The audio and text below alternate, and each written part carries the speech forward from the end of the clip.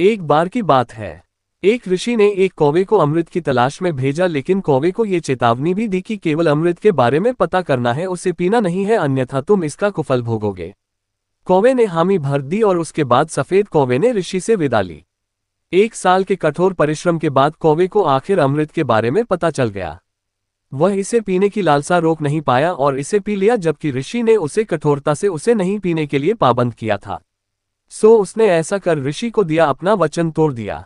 पीने के बाद उसे पछतावा हुआ और उसने वापस आकर ऋषि को पूरी बात बताई, तो ऋषि ये सुनते ही आवेश में आ गए और कौवे को शाप दे दिया और कहा, क्योंकि तुमने अपनी अपवित्र चोंच से अमृत की पवित्रता को नष्ट किया है, इसलिए आज के बाद पूरी मानव जाति तुमसे घृणा करेगी और सारे पंछियों में केवल तुम होंगे जो सबसे नफरत भरी नजरों से देखे जाएंगे। किसी अशुभ पक्षी की तरह पूरी मानव जाति हमेशा तुम्हारी निंदा करेगी। और चूंकि अमृत का पान किया है, इसलिए तुम्हारी स्वाभाविक मृत्यु नहीं होगी, कोई बीमारी भी नहीं होगी और तुम्हें वृद्धावस्था भी नहीं आएगी। भाद्रपद के महीने के 16 दिन तुम्हें पितरों का प्रतीक मानकर आदर दिया जाएगा। तुम्हारी मृत्यु आकस्मिक रूप से ही होगी। इतना कहकर ऋषि ने अपने कमंडल के काले पानी में उसे डुबो दिया।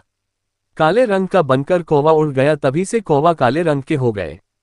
हालांकि ये कहानियां लोककथाओं के रूप में प्रचलित है, लेकिन फिर भी मैंने अक्सर कई लेखों और मान्यताओं में किसी एक के किए कर्मों की सजा उसकी पूरी जाति को भुगतनी पड़ी हो ऐसा देखा है। लेकिन मेरे विचार ये केवल काल्पनिक लेख ही होंगे, क्योंकि आधुनिक युग की परिभाषा में जहाँ लोग तर्क करने की क्षमता रखते हैं, किसी भी धारणा का अंधा अनुकरण करने से पहले ये सब पहले के जमाने में लोगों को कुछ शिक्षाओं को उनके मानसिक स्तर पर समझाने का ये प्रयास ही रहा होगा, ऐसा हम मान सकते हैं।